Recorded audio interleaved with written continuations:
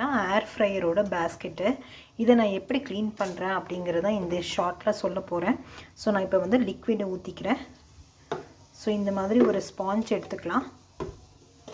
So வந்து நல்லா வந்து ரப் பண்ணிக்கலாம் ஃப்ரெண்ட்ஸ். இந்த பேஸ்கெட்டு, ஸோ இந்த பேஸ்கெட்டோட இந்த இதுவும் லெட்டும் பார்த்திங்க அப்படின்னா அதையும் நல்லா வந்து இந்த மாதிரி நல்லா துடைச்சி வைப் பண்ணிக்கலாம். ஸோ இப்போ வந்து பார்த்திங்க அப்படின்னா ஆஸ் யூஷுவல் வந்து நம்ம வந்து தண்ணி போட்டு நம்ம வந்து வாஷ் பண்ணி எடுத்துக்கலாம்.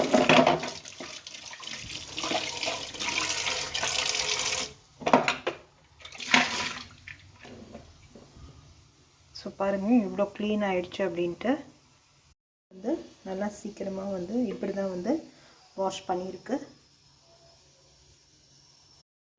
நம்ம நல்லா ஃபுல்லாக வைப் பண்ணிக்கலாம்.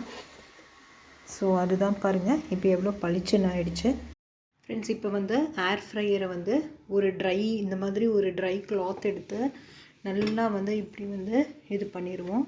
ஸோ இது வந்து தண்ணியெல்லாம் உள்ளே போடக்கூடாது.